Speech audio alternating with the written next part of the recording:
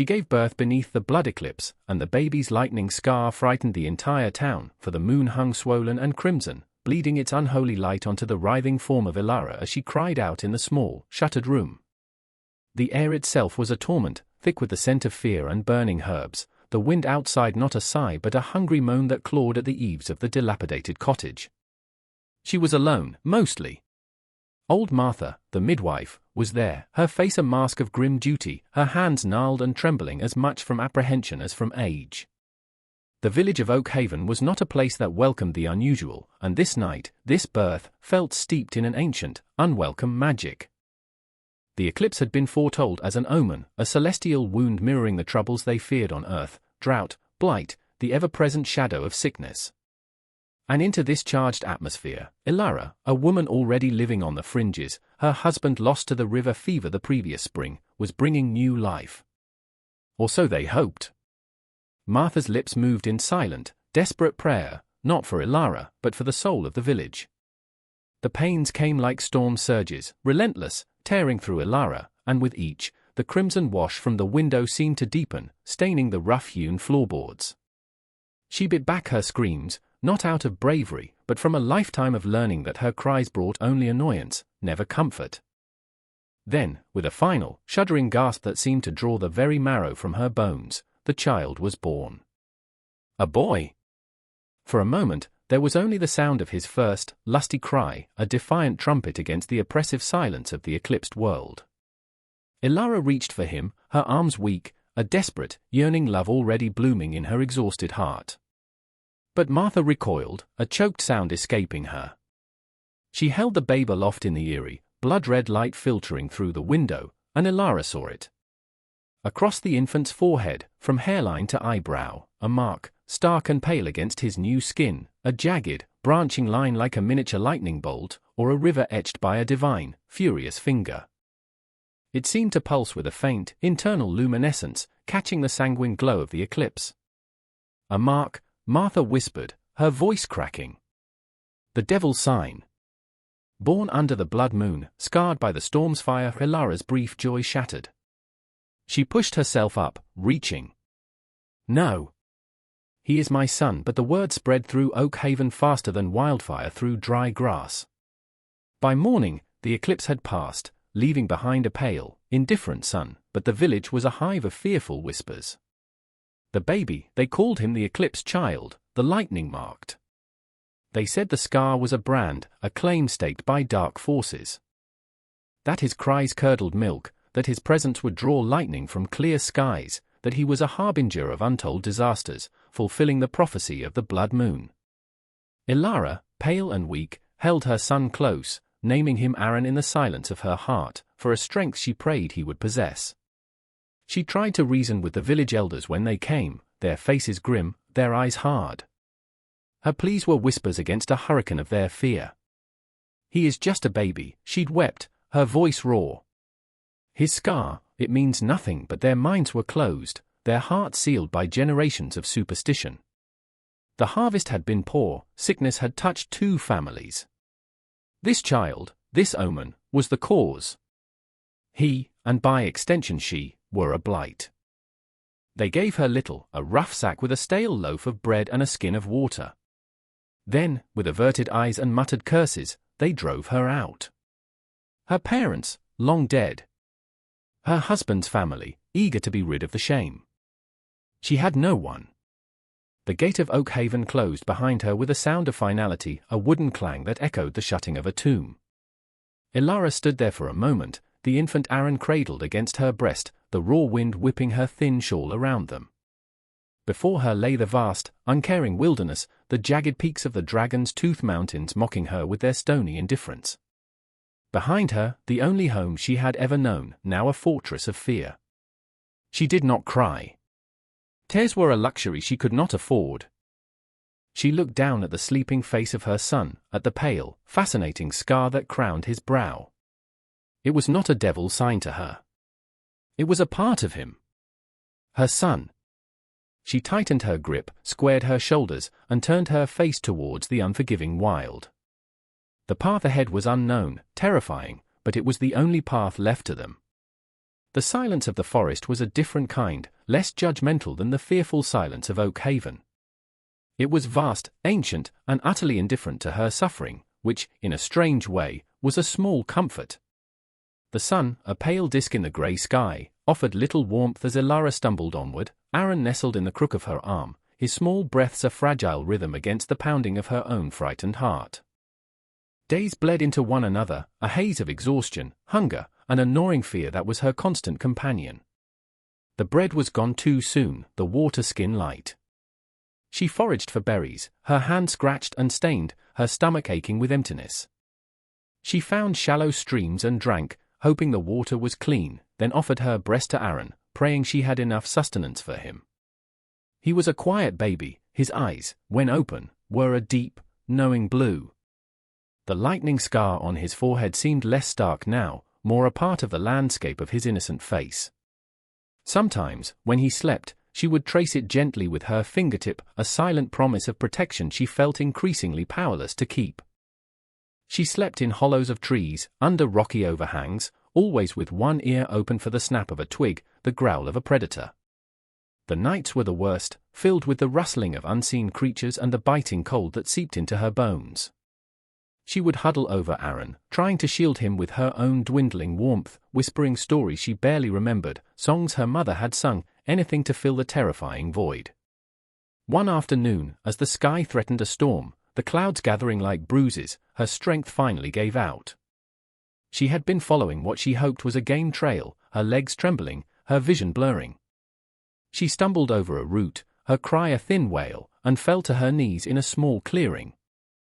Aaron, startled, began to cry, a weak, hungry sound that tore at her soul. She could not get up. The will was there, but her body refused. This was it, she thought, a wave of despair washing over her. They would die here, alone, forgotten.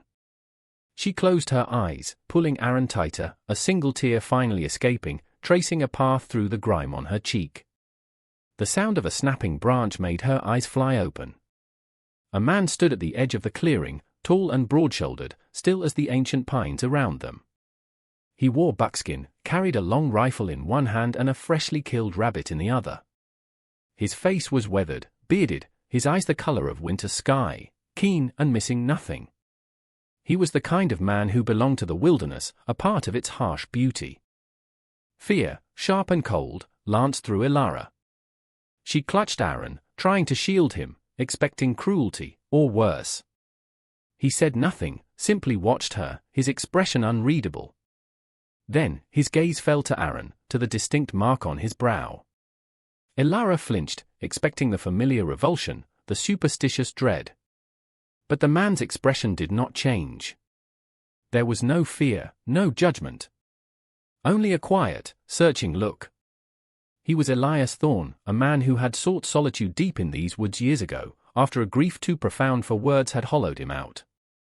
He knew loss, knew the sting of being an outsider, though his was a self-imposed exile. He saw not a cursed woman and a demon child, but a mother at the end of her tether, a babe on the brink. His own heart, long dormant, felt a faint, unfamiliar stirring, not of passion, but of a deeply buried duty, a recognition of a pain that mirrored his own. He moved slowly, deliberately, setting down his rifle and the rabbit. He unslung a water skin from his belt, uncorked it, and held it out. His voice, when it came, was rough, like stones grinding together, unused. Water. Elara stared, her throat too dry to speak. He took a step closer, knelt, and offered it again. Hesitantly, she reached out, her hand trembling, and drank. It was the sweetest water she had ever tasted. He watched her, then his gaze softened almost imperceptibly as he looked at Aaron, whose cries had subsided to whimpers. Elias reached into his pouch and pulled out a small piece of dried meat. He offered it to her. She took it, her fingers brushing his calloused hand, and ate slowly, the taste overwhelmingly rich. He said nothing more. When she was done, he simply stood, picked up his rifle and the rabbit, then gestured with his head towards a faint path leading deeper into the woods. Come. It was not a request, but a quiet statement of fact. Elara hesitated for only a moment. She looked at his back, broad and capable, then down at Aaron, who had fallen into an exhausted sleep. There was no kindness in the man's eyes, not as the world knew it, but there was a strength, a solidity she hadn't felt in anyone for a very long time. With a monumental effort, she pushed herself to her feet, swaying slightly. He paused, looked back, then with a surprising gentleness, he reached out and took Aaron from her arms. The baby was so light. Elias held him securely against his chest, the child's scarred forehead just visible. He started walking. Elara, her burden eased, her hope a fragile, flickering ember, followed.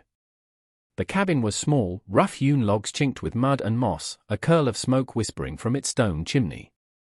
It stood in a clearing overlooking a valley that fell away in folds of green and gold, the Dragon's Tooth Mountains a distant, formidable crown. To Elara, after days in the open, it looked like a palace. Elias pushed open the heavy plank door and stood aside, allowing her to enter. Inside, it was Spartan but clean. A stone hearth dominated one wall, a low fire crackling merrily. There was a simple table, 2 stools, a bed of furs in one corner. The air smelled of wood smoke and pine. He laid Aaron gently on the fur bed. The baby stirred but didn't wake. Elias turned to Elara. "Rest," he said. Just that one word. Then he went outside, presumably to tend to the rabbit. Elara sank onto one of the stools, her body aching, her mind numb. She watched the flames dance in the hearth, a warmth seeping into her chilled bones that felt like more than just heat. It felt like safety. She did not know this man, did not understand his motives, but for now, she and Aaron were sheltered. And for now, that was enough. The days that followed unfolded in a rhythm of shared silence and unspoken understanding. Elara, regaining her strength bit by bit, found her place in the small cabin. She did not need to be asked. She rose early, rekindled the fire Elias had banked the night before, her movements quiet, efficient. She found a small store of flour and dried beans, and soon the cabin was filled with the unfamiliar, comforting aroma of baking bread and simmering stew. She mended Elias's torn hunting shirt with a needle and thread she found in a small wooden box, her stitches neat and even. She swept the packed earth floor, tidied the few belongings, creating a small pocket of order in their wild sanctuary. She tended to Aaron with a fierce, quiet devotion. She bathed him in lukewarm water heated by the fire, sang him soft, wordless lullabies, her voice barely a whisper. The lightning scar on his forehead was a familiar landscape to her now, a unique signature of the child she loved beyond measure. Elias watched her, mostly from a distance, his pale eyes missing nothing. He never questioned her, never offered praise, never intruded on her quiet routines. He would leave at dawn with his rifle or his axe, returning at dusk with game, or firewood, or sometimes just the scent of the mountains on his clothes. He would place his bounty on the table without a word, and she would prepare it. They ate their meals in silence, the only sounds the crackling of the fire and Aaron's soft gurgles or occasional contented sighs. Yet, the silence was not empty. It was filled with observation, with a slowly dawning awareness of each other. She saw the deep lines of sorrow etched around his eyes, the way his hands, though rough and capable, could be surprisingly gentle when he stoked the fire or, on rare occasions, when his gaze lingered on Aaron. He saw the resilience that lay beneath her weariness, the quiet competence in her hands, the unwavering love that shone from her when she looked at her child. He saw a strength that mirrored the unyielding granite of the mountains. One evening, as she was rocking Aaron by the fire, the baby's eyes fixed on the dancing flames, Elias sat at the table, methodically sharpening his hunting knife. The rhythmic rasp of stone on steel was a familiar sound. She found her voice, small and hesitant. "My name is Elara." He paused his work, looked at her. His gaze held hers for a long moment. "Elias," he replied, his voice still gravelly, but without the harsh edge it had held in the forest. It was the first time they had named themselves to each other. A small thing, yet it felt significant. Another evening, he returned with a small, intricately carved wooden bird, its wings half spread as if in mid-flight. He placed it wordlessly on the table near where Aaron lay sleeping on a pile of soft furs. Elara picked it up, her fingers tracing the smooth, polished wood. It was beautiful, a small, perfect thing. She looked at Elias, a question in her eyes. He merely grunted, already turning his attention to mending a strap on his pack. But she knew. It was for Aaron. A gift, unspoken but deeply felt. Trust, like a slow-growing seedling, began to take root in the thin soil of their shared solitude. It was not built on grand declarations or heartfelt confessions, but on the steady accumulation of small, consistent actions. His silent provision, her quiet care. His protection, her resilience. He never touched the scar on Aaron's forehead, but he no longer seemed to avoid looking at it either. It was simply there, a part of the boy. And the boy, Aaron, thrived. He grew plump and alert, his blue eyes bright with curiosity, his gurgles turning into happy coos. The cabin, once a place of stark male solitude, was now filled with the subtle, pervasive presence of a mother and child. The land around them was their fortress. The wind still howled sometimes, a mournful song through the pines, and Elara would shiver, reminded of Oakhaven's fear. But here, with the solid walls of the cabin around her and the steady presence of Elias nearby, the fear was a distant echo, not an immediate threat. She began to learn the language of the wilderness through him, the warning cry of a jay, the track of a deer, the signs of changing weather. He taught her nothing directly, but she watched, and she learned. One crisp autumn morning, as a skein of geese flew south overhead, their calls poignant and yearning, Elias was mending a section of the small fence he'd built around a patch of hardy vegetables. Elara stood in the doorway, Aaron on her hip, watching the distant, hazy peaks. A sudden gust of wind, colder than the rest, swept down from the mountains, carrying with it faint, distorted sounds. Shouts? Or just the wind playing tricks? Elias paused, his head tilted, listening. His eyes narrowed. He said nothing, but Elara saw a new tension in his shoulders, a familiar watchfulness intensify. The sanctuary, she realized with a cold dread, might not be inviolable after all. The fragile peace they had cultivated, like a rare alpine flower, was threatened by the first chill winds of a gathering storm. Weeks turned into months, and the quiet rhythm of their existence had lulled Elara into a sense of security she hadn't known since before Aaron's birth. The mountain winter had descended, blanketing their small valley in a deep, muffling snow. Inside the cabin, the fire burned bright, a warm heart against the icy breath of the wilderness. Aaron, now a babbling infant close to his first year, crawled determinedly across the fur-strewn floor, his laughter a bright, unexpected melody in the stillness. The lightning scar on his forehead was a familiar, almost beloved, part of his cherubic face, no longer a source of fear for Elara, but a mark of his unique journey. Elias, too, seemed to have softened, the harsh lines around his eyes easing, his silence less a wall and more a comfortable space they shared. He had even, on a few occasions, allowed a ghost of a smile to touch his lips when Aaron did something particularly endearing. But the outside world, the world they had fled, had not forgotten. The people of Oakhaven had endured a hard winter. Sickness had thinned their livestock, and an early frost had stolen a portion of their stored grain. Old fears, easily buried in times of plenty, resurfaced with a vengeance in the face of hardship. Whispers turned to accusations. The Eclipse child, the lightning-marked boy, and the woman who harbored him, they were the cause. The dark magic of the child, hidden away in the mountains with that strange, solitary man, Elias Thorne, was surely poisoning their luck, drawing misfortune upon them all. A hunting party, lost and struggling in an early blizzard, had stumbled upon signs of Elias's cabin weeks ago. They had not approached, too wary of the reclusive man, but they had carried the news back to Oakhaven. The woman and the marked child were alive, sheltered by Thorne. The village elder, a man named Josiah, whose piety was matched only by his iron will and deep-seated fear of anything beyond his narrow understanding, seized upon this. He fanned the flames of their terror, painting vivid pictures of the blight the child represented. It was their sacred duty, he proclaimed, to cleanse the land of this unnatural presence. And so, on a day when the snow had briefly ceased and a weak sun glinted off the icy landscape, a grim procession made its way up the mountain slopes. They were a dozen strong, led by Josiah, their faces set, their hearts cold with a righteous fear.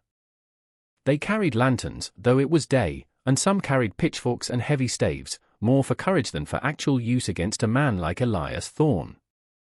Elara was outside, gathering firewood from the sheltered lean-to, Aaron bundled warmly and watching her from a makeshift seat of furs near the cabin door. She heard them before she saw them, the crunch of many feet on snow, the murmur of hushed, angry voices. Her blood ran cold. She straightened, her heart hammering against her ribs, every instinct screaming danger. She snatched Aaron into her arms, her eyes scanning the tree line. Elias was further up the slope, checking his snares. He would be too far to hear, too far to help immediately. The men emerged from the trees, a dark clot against the white snow, Josiah at their head, his face a mask of stern condemnation. "Woman," he called out, his voice harsh, carrying clearly in the still air. "We know you are here. We have come for the child, the marked one." Elara backed away slowly towards the cabin door, shielding Aaron with her body. Fear, cold and sickening, threatened to paralyze her, but the feel of her son's small, warm body against hers ignited a desperate courage. "He has done nothing," she cried, her voice trembling but clear. "He is an innocent child." Josiah sneered. "Innocent? Born under a blood moon, scarred by hellfire? He is a curse upon us all. Our misfortunes began with his birth. You will give him to us, woman." "We will deal with him as is right," the other men muttered in agreement, their eyes, filled with a mixture of fear and malice, fixed on Aaron, or rather, on the pale lightning mark visible on his forehead beneath his woolen cap. Elara reached the cabin door, her hand fumbling for the latch. "No. You will not take him." Just as her fingers closed around the cold iron, a figure moved with surprising speed from the side of the cabin. It was Elias. He must have seen them approaching, circled around through the trees. He moved without a sound, positioning himself between Elara and the townsman. He held no weapon, save for the hunting knife at his belt, but his presence alone was formidable. He was taller than any of them, his frame lean and hard as mountain rock. His eyes, the color of a winter storm, swept over them, cold and appraising. He said nothing. His silence was more menacing than any threat. Josiah, momentarily taken aback by Elias's sudden appearance, quickly regained his composure. "Thorne, this does not concern you. Step aside. We are here for the woman and the child. They bring ill fortune." Elias did not move. His gaze remained fixed on Josiah, unwavering, a silent challenge. The air crackled with tension, thick and cold. Elara, pressed against the rough logs of the cabin, Aaron held tight, watched Elias, her breath caught in her throat. She had seen his quiet strength, his acts of service, but she had never seen him like this, a bulwark, a shield, radiating a dangerous stillness. He was a mountain, immovable, and for the first time since she saw the men, a tiny flicker of hope ignited within her. The men from Oak Haven shifted unions underscorely, their bravado faltering slightly under Elias's silent scrutiny. They had expected a lone woman, easily intimidated. They had not fully accounted for the solitary man who had given her sanctuary. Josiah, however, was not easily deterred. His fanaticism burned too brightly. "He is an abomination, Thorne. The mark proves it. Our village suffers because of him. Will you defy the will of the righteous? Will you harbor this creature?" Elias's voice, when he finally spoke, was low, a dangerous rumble that seemed to vibrate in the very air around them. "This is my land." His words were few, but they carried the weight of an indisputable claim, a boundary drawn not just in snow, but in resolve. Josiah scoffed, emboldened by the numbers behind him. "Your land? This land belongs to the Creator, and we are his instruments, here to cleanse it of this unnatural taint. Hand over the boy, Thorne, or we will take him. And the woman too. She is clearly bewitched, or worse, a willing consort to darkness." He gestured to his men, who took a hesitant step forward, their crude weapons raised. Elara cried out, a small, involuntary sound of terror, pressing Aaron so tightly he whimpered. The sound, small as it was, seemed to echo in the vast stillness, a tiny spark in the tinder-dry tension. Elias's eyes, which had been fixed on Josiah, flickered for a fraction of a second towards Ilara and Aaron. It was almost imperceptible, but Ilara saw it, a flicker of something fierce, something protective, something that went beyond mere duty. Then, he turned his full attention back to Josiah and the advancing townsman. He still had not moved, still had not reached for his knife. He stood like an ancient oak, weathered and unyielding, his roots sunk deep into the frozen earth. The standoff was absolute, the silence taut as a drawn bowstring, the fate of Ilara and her son hanging precariously in the frigid air. The moment stretched, thin and brittle. Josiah's face was flushed with anger and a touch of fear. He had not expected such defiance. "So be it, Thorn," he snarled, raising his own heavy staff. "If you stand with abominations, you will fall with them. Men, take them." The townsmen, their fear momentarily overcome by Josiah's fervor and the perceived righteousness of their cause, began to surge forward. Ilara squeezed her eyes shut, a prayer caught in her throat, bracing for the inevitable violence, for the loss of her son, for the end of their fragile peace. But then, Elias spoke again. His voice was not loud, yet it cut through the rising clamor of the mob like a whip crack, freezing them in their tracks. "Stop!" It was a single word, delivered with an authority that was absolute, unquestionable. The men faltered, their momentum broken. Even Josiah paused, his staff held aloft. Elias took one slow step forward, his eyes, like chips of glacial ice, sweeping over each man, lingering on Josiah. "She is under my roof," he stated, his voice low and resonant, each word falling like a stone. "The child is under my protection." He paused, letting the words sink in, the silence stretching once more, heavy with unspoken threat. Then, he continued, his gaze never wavering. "He is a child. Innocent. His mark is but skin. Your fear," he said, his eyes boring into Josiah, "is the true blight here for a man of so few words." The short speech was a torrent, a declaration that resonated with an undeniable truth and an unshakable conviction. He was not arguing superstition, he was stating a moral fact, his own moral law. "She has harmed no one. The boy has harmed no one." His hand moved, slowly, deliberately, to rest on the hilt of the hunting knife at his belt. It was not an aggressive gesture, but a clear, unambiguous statement. "You will leave this place. You will not return. You will not trouble them again." He looked at each man in turn. "If you try to harm her, or the child," his voice dropped to a deadly quiet, "you will answer to me." There was no bluster, no theatrical rage. Just the cold, hard certainty of a man who meant every single word. The townsmen looked at him, then at each other, their resolve crumbling. They saw not just a man, but the wilderness itself embodied, untamed, dangerous when provoked. They saw the truth in his eyes, the iron in his will. Josiah's face was contorted with fury and thwarted purpose, but even he could see that the moment was lost. The fear he had instilled in his followers was now eclipsed by a more immediate, tangible fear of the man standing before them. He lowered his staff, his arm trembling slightly. "You will regret this, Thorn," he spat, his voice venomous. "You consort with darkness. The Almighty will not be mocked." But his threats rang hollow now. Elias merely watched him, his expression unchanging. Josiah turned, gesturing curtly to his men. "Come. Let us leave this place of shadow. Let the mountain keep its cursed grumbling." Their gazes averted, the townsmen began to retreat, their fearful unity broken, their righteous crusade dissolving into a shameful, stumbling withdrawal. They melted back into the trees, their voices fading, until only the crunch of their receding footsteps on the snow remained, and then, silence.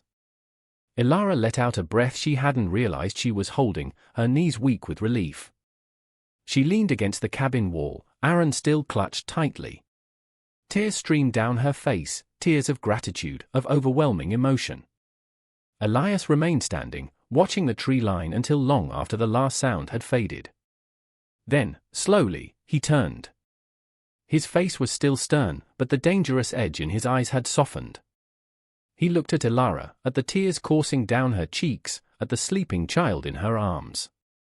He walked towards her, and for a moment, she thought he might speak, might offer some word of comfort or reassurance.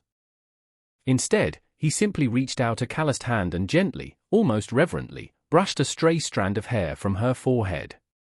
His touch was light, brief, yet it spoke volumes. It was an acknowledgement, a connection, a promise kept. In that moment, Ilara knew. Their bond, forged in silence and shared hardship, had been tempered in the fire of this confrontation, emerging stronger, unbreakable. He had chosen them. He had stood for them. He had given them more than sanctuary, he had given them a place to belong.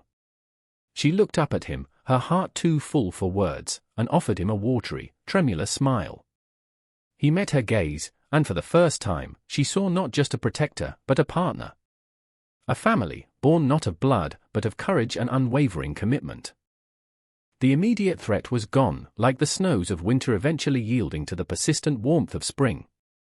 Life in the small cabin settled back into its quiet rhythm, but it was a different quiet now, infused with a deeper understanding, a shared history of survival and a burgeoning, unspoken affection. Elias and Ilara never spoke of that day, of the confrontation with the men from Oak Haven. There was no need. The stand he had taken was etched into the fabric of their lives, a silent testament to the bond they had formed. Aaron, oblivious to the turmoil that had swirled around his young life, grew from a babe into a sturdy toddler, his laughter echoing in the small valley. The lightning scar on his forehead remained, a pale silver tracing against his sun-kissed skin, but it was no longer a mark of fear or superstition. To Elias and Ilara, it was simply Aaron, unique and beloved. Elias taught him the ways of the mountain, his gruff voice softening when he explained the call of a particular bird or pointed out the tracks of a fox in the snow. He carved Aaron more toys, a sturdy wooden horse, a family of bears, his large hands surprisingly deft. Ilara watched them, her heart swelling with a quiet joy she had never thought possible. She sang her songs more freely now, her voice no longer a hesitant whisper but a clear, sweet melody that mingled with the sounds of the wind and the forest. Years flowed by like the mountain stream near their cabin, carving a path of peaceful domesticity. They were not entirely untouched by the outside world. Occasionally, a brave trader or a lost hunter would stumble upon their homestead. They would see a man, a woman, and a bright-eyed boy with an unusual scar, living a simple, hard-working life. The tales that drifted back to Oak Haven were no longer of curses and omens, but of a quiet, resilient family who had found peace in the wilderness. Some whispered that Elias Thorne had found his heart again, that the woman Ilara had a quiet strength that had tamed not only the mountain man but the mountain itself. They eventually had another child, a daughter with Ilara's gentle eyes and Elias's quiet determination. Aaron adored his little sister, protective and kind, his childhood scar now a mark of distinction, a story he would one day tell his own children. Their homestead flourished. The small vegetable patch expanded, fruit trees were planted, and the cabin itself grew, a new room added with Elias's strong hands and Ilara's careful planning. It became a small beacon, not of grand pronouncements, but of enduring love, hard work, and the quiet triumph of the human spirit over fear and prejudice. The legacy they built was not one of wealth or worldly power, but of resilience, acceptance, and the profound beauty of a family forged in the crucible of adversity. On summer evenings, they would often sit outside their cabin, Elias whittling, Ilara mending or humming a tune, the children playing nearby, their laughter mingling with the chirp of crickets. The Dragon's Tooth Mountains, once a symbol of harsh indifference, now stood as silent, approving sentinels over their peaceful domain. The setting sun would paint the sky in hues of rose and gold, bathing their small world in a warm, gentle light. And in those moments, looking at the faces of her beloveds, Ilara would touch the faint, silvery scar that still adorned her son's brow, a reminder not of a blood eclipse and a town's fear, but of a journey that had led them, against all odds, to this precious, hard-won peace. It was enough. It was everything. And so, a mark of fear became a symbol of courage. A child of the eclipse brought not darkness, but a light that shone on the best of humanity. What scars do you bear? What eclipses have you weathered? Remember Ilara, remember Elias, remember Aaron, and the strength found in quiet duty and fierce, unwavering love. Their story is a testament that even in the deepest shadow, hope can be born, and a family can be forged not by blood alone, but by the courageous choice to protect, to cherish, to belong. If their journey touched your heart, if you believe in the power of such bonds, then join us. Subscribe, and carry these stories forward. For in every shared tale, a little more light enters the world.